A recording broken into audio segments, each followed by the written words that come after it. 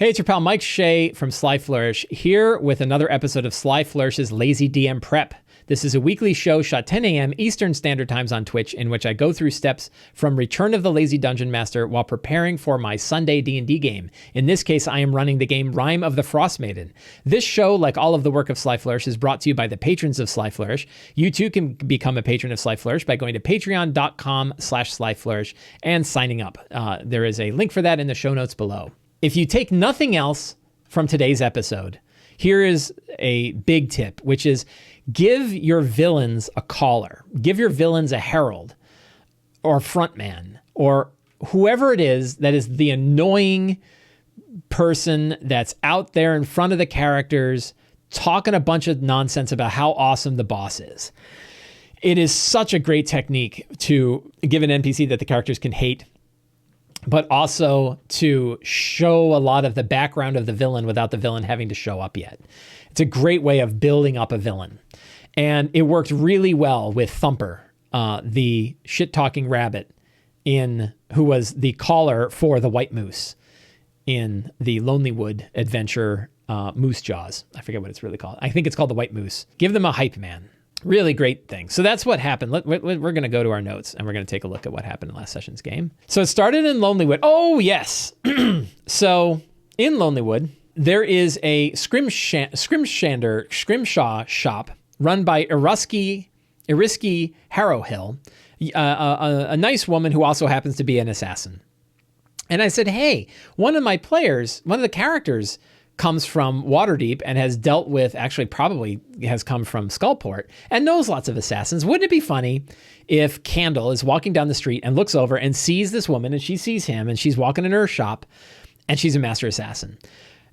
I said, that'd be a strong start. And it was, because he immediately charged her, right? He just drew out his rapier and charged her. And the rest of the characters like, what the hell?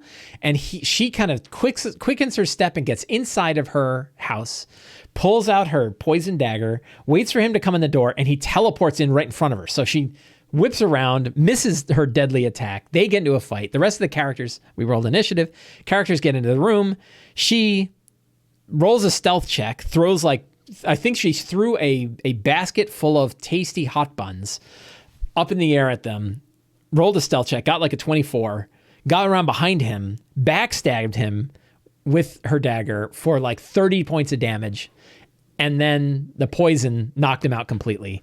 He slumps down unconscious. She holds the dagger to his throat and says, I will open up his neck right now, but drop all your weapons when you do it. She assumed the characters are assassins sent by the Xanathar.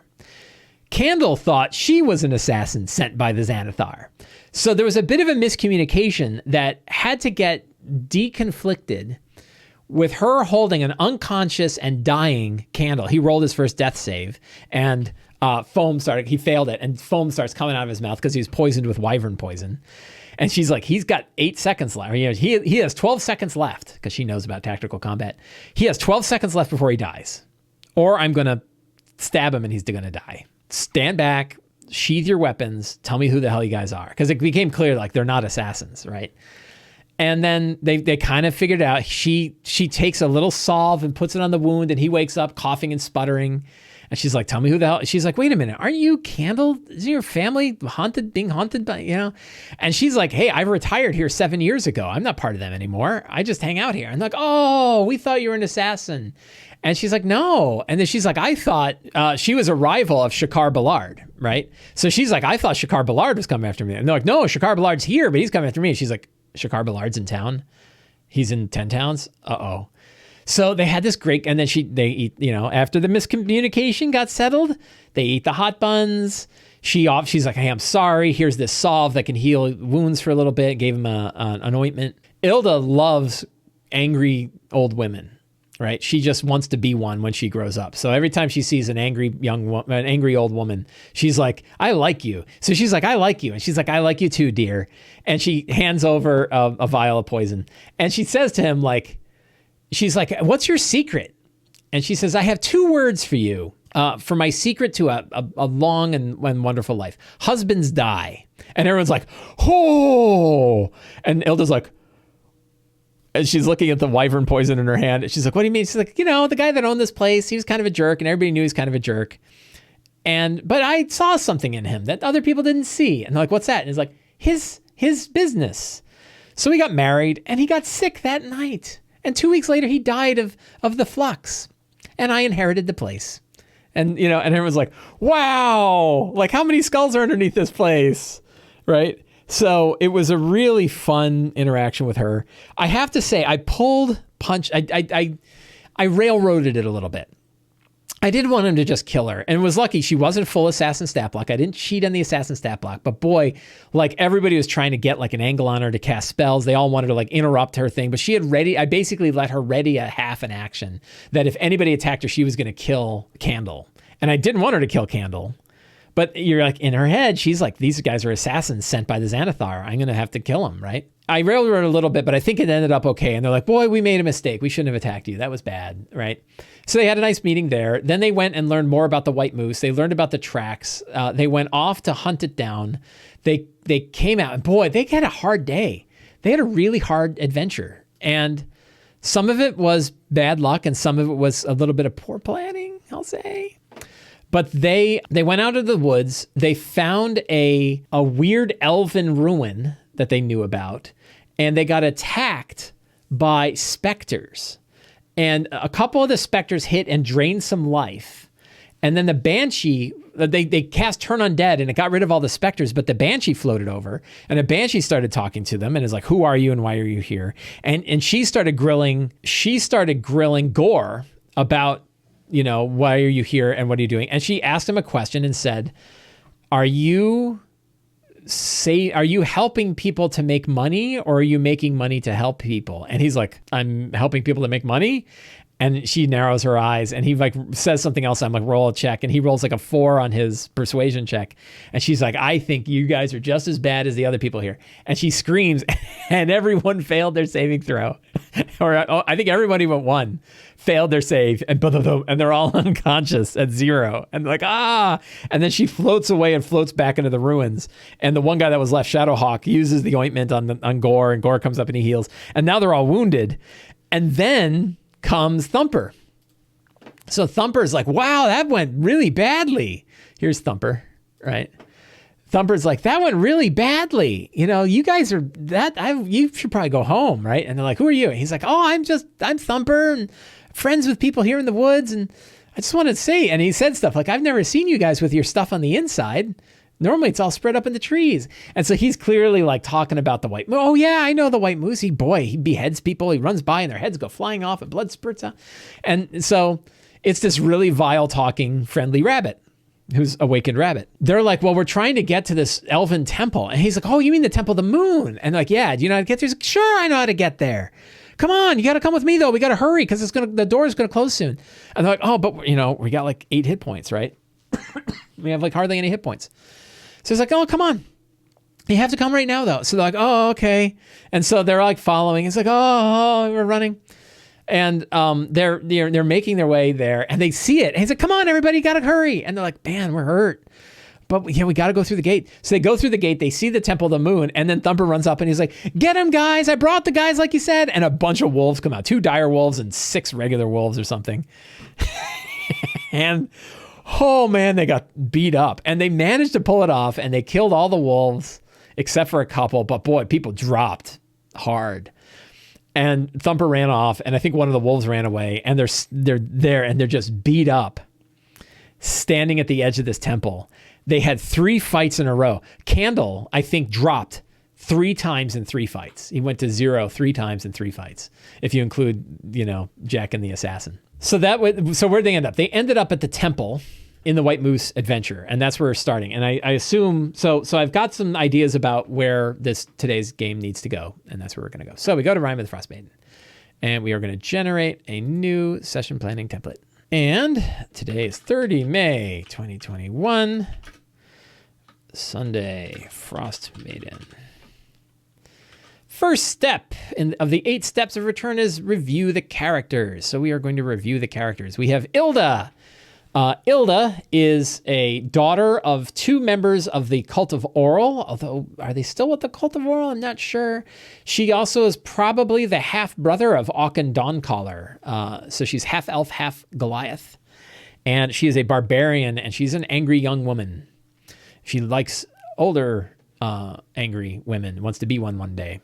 Shadowhawk is a drow of House Zolaran, and and is being hunted by the Night's Kiss assassins.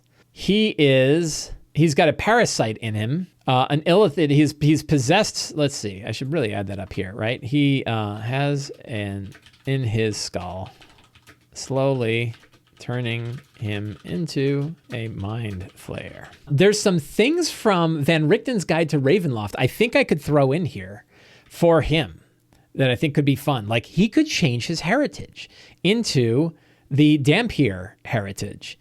Only instead of being a vampire, he is part mind flayer, turning into a mind flayer. I don't know if he'll be interested in that or not, though. We'll see. He could steal people's dreams, or he could do psychic attacks on people. It could be fun to turn him into a half illithid. I wonder if he would be interested in that. I don't know. So he's one of the characters. Alkin Dawncaller is a Goliath fighter, Wormdune Crag, and I don't have a lot of interesting things going on with him. I need to do more with him, other than the fact that he is likely Ilda's half-brother. His father was killed by the Cult of Oral, but I don't know how much of that is going to come up. I don't know if I got to keep him in mind and think, is there something that could happen here? Could he be? What if he is a child of Oral? That might be interesting. Change his background a little bit. Gorwen Alcazar is a trickster priest, trickster cleric half-orc who runs the Wan Alcazar thing. He is a secret noble belonging to the Grey Castle family. He is carrying around an amulet of the devout that is possessed by Janth Alwar, a dead member of the Arcane Brotherhood. That is always handy. Perrin Fat Rabbit. Perrin is a halfling that had been changed by the Illithids, having been experimented upon them in a ship. He's very paranoid, but he also has like psychic powers that he's able to pick up. So we got two characters that sort of have connections to the Mind Flayers, which I think will be a fun way to have the Mind Flayers go. We have Candle in the Dark. Candle is a rogue tabaxi being hunted by Shakar Balar the Ebonheart. I don't know when I'm going to drop that in. We're going to have to see. So those are the characters. But one of the things I want to do in the scenes, probably later, is confronted by the Githyanki hunters. Because two of the characters have Mind Flayer bits, it turns out that there's a Githyanki ship. I think there was a space battle. And in this space battle, a Githyanki warship shot down a small Illithid ship. That's the one that crashed here. And the Githyanki are hunting for it because they're afraid that the Mind Flayers are starting to grow like a parasite here. And like, do we have to burn this whole planet to the ground or not? We'll have to find out. Githyanki ship have a ship here hunting for Mind Flayers.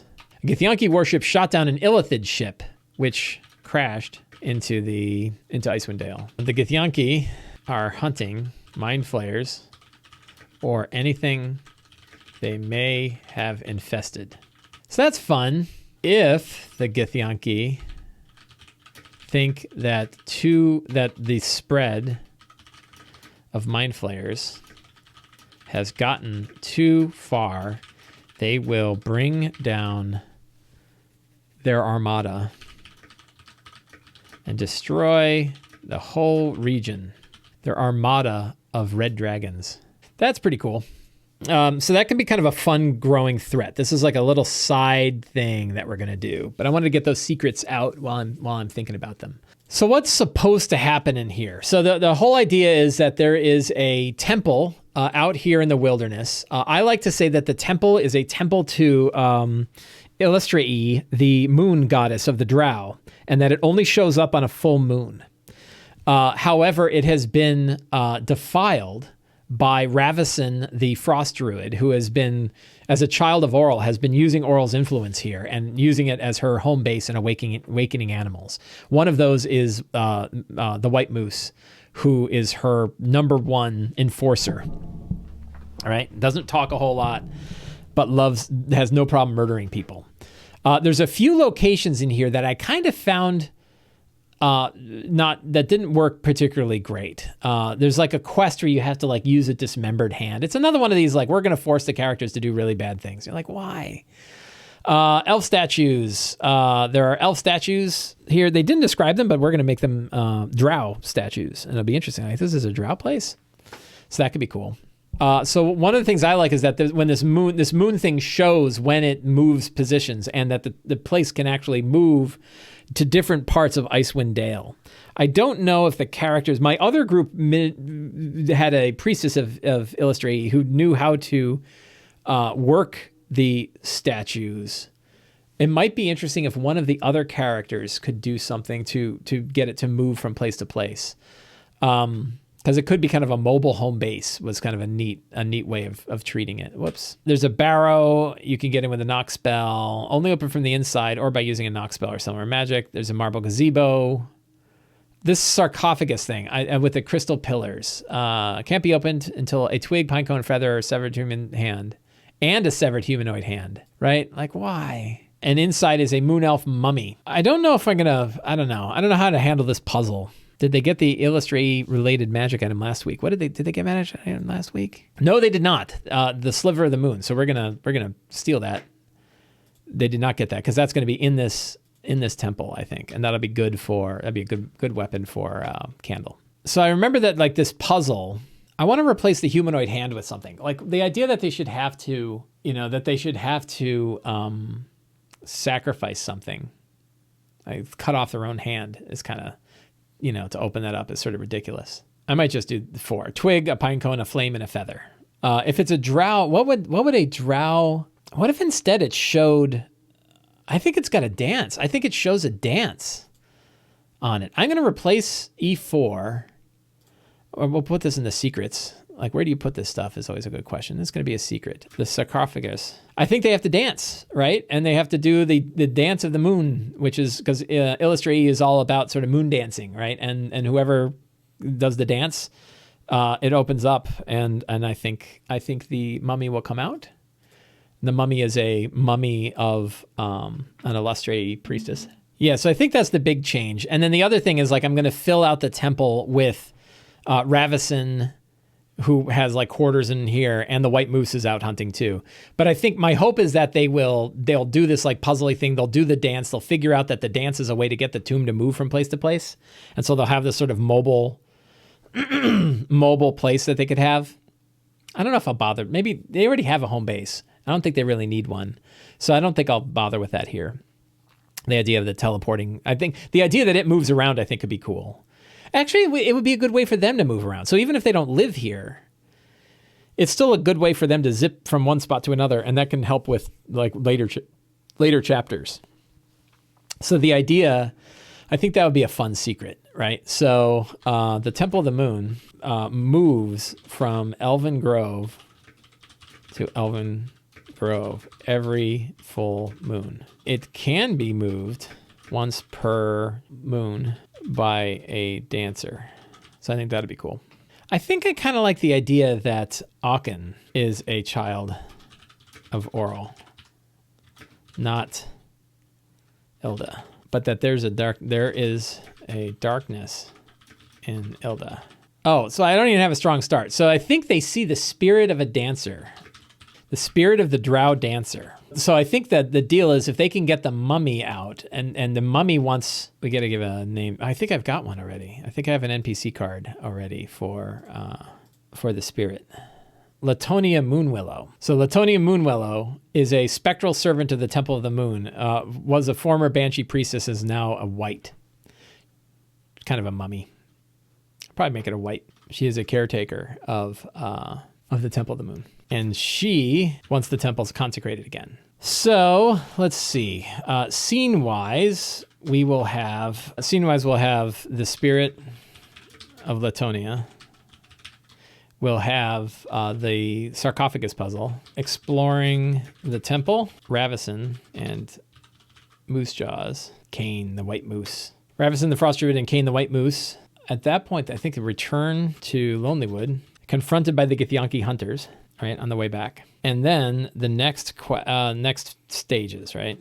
And as far as quests go, so what options are in front of them? So we want to kind of get them involved in the Duergar plot. And that's happening down in East Haven. Rumors are ghosts have invaded East Haven. A thieving ghost. That's one quest. The other quest is, so I could jump to the Mind Flayer one, but if the Mind Flayer one takes them too far off course, then they'll never get back to do the East Haven one. And I think that the idea of Duergar, that's kind of an important one. But I can could I feed one into the other? I don't know. Let's take a quick look at the quest. Let's see. I thought I had this is a chapter 2 thoughts. So these are the chapter 2 ones. I guess it was in another document. I had the what quests are left to do. I guess I can just take a look at the list here. Whoops. Let's see, what have they not done in chapter 1 that they need to do? So the Lake Monster they didn't do, but that one's over. Foaming Mugs they did. Black Swords they're not going to do. The Unseen they're not going to do. Hold Up they did. Toil and Trouble I'd like them to do. Town Hall Capers I'd like them to do. They did Mead Must Flow. They did the White Moose. The Mountain Climb they don't need to do anymore. And they did the Beautiful Mine. So I think really that's the only quest left. So I can kind of railroad them into that one. That it's time that they head to East Haven and deal with both the ghosts and Toil and Trouble, which would be pretty cool down there. But alternatively, they could also learn about... There's 2 other quests I could throw in front of them. One is that the Psi Crystal knows the location of the crashed ship. And that a gnome might have the cure to the endless night in the black cabin. So those are 2 other possibilities. How important are the East Haven quests? I can certainly, one trick is like I can throw the whole Duergar thing in any time. You can just sort of have the character stumble upon invisible Duergar trying to go back to the outpost. I think that would be fine. And then they have that option in front of them without having to go all the way to another town if they don't want to. I think there's a lot of interesting things. There's a lot of interesting things in East Haven. So I might push them to go to East Haven. I think that's probably better. And then that sort of is the bridge to chapter 2. I think that'll be okay. A little bit of railroading, right? Like instead of having the 3 quests that are available to them, they now only really have the one, and the one is go to East Haven, because apparently all 3 of the towns down east have had have had ghosts stealing things. And that could be a secret. And clue is that the ghosts invading the southern towns only seem to steal things made of Chardalon. So that is pretty good. I don't really need any more fantastical. I guess I can throw another monument in there. It never hurts to have a monument. A mosaic of the frost giants. That's kind of cool. I don't know about poisonous, but shattered sounds pretty cool. Whoops. I clicked a thing. So we'll have a shattered mosaic of the frost giants. Is cool. Are there any other ones? Thunderous Ruin Mausoleum of the Netherese. That's kind of cool. Yeah, we could put that there too. There's Netherese, a small Netherese mausoleum. Just like to have some fantastic locations in there. NPCs. We have Ravison is here. Let's look at Githyanki. So the Githyanki warriors, I think they're straightforward warriors. CR3. So like 3 of these guys would be pretty bad, right? I think that they would have a really... So they're 4th level and there's 6 of them. So if we're doing the Sly Flourish encounter thing, 4 times 6 is 24. A quarter of 24 is... what? Well, 6, right? So I could 2 of these is on the edge of deadly. 3 is into deadly. I think 3 Githyanki is just fine. So Githyanki warrior is pretty cool. There's a lot of different types of Githyanki. Is there another one that like 2 warriors? I think all the rest are really hard. Gish is CR10. That's too powerful. Yeah, all the rest, those I guess are the main. I think that would be fine. And of course we have the white moose. We probably have spirit wolves that she will summon. The Ravison will summon. Any other creatures of note or concern? Well, Duergar, if we want to throw that in there. But I think that's pretty good. I think we're good on NPCs. Can always look people up.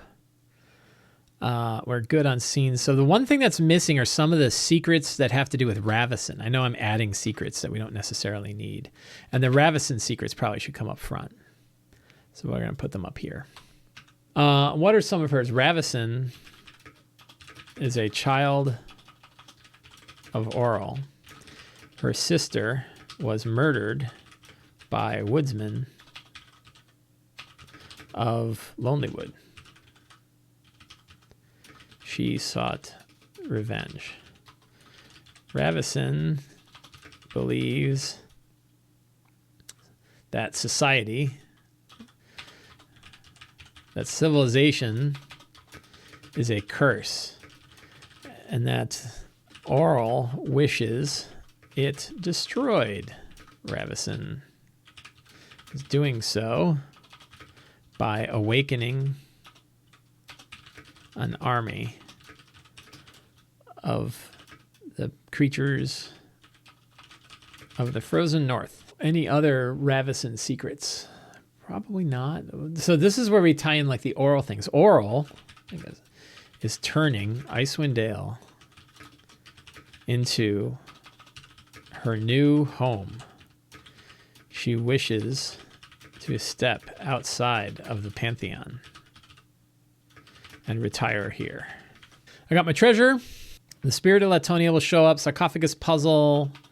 I think she's going to heal them. I think can heal the characters to full. I don't know if it will restore their spells. They maybe have burned out of all their spell slots. I'm curious. Maybe gives them the equivalent of a short rest on top of that. Maybe restores 1 spell slot. Sort of a half rest, right? So how do I feel? I've reviewed the characters. I've got a strong start. I've got a good pile of scenes for today's game. Got a bunch of secrets and clues.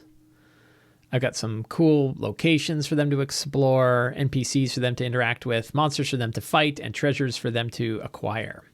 So I am all set. And I think we're gonna call it a day there. So I want to thank everybody for hanging out in the Twitch show today. I hope you had a good time. I hope this was useful and informative. And next week we will be back on, and we will see how things went. And in the meantime, I hope you all have a good time and get out there and play some Dungeons and the Dragons. See you guys next week. Thank you all. Have a great week.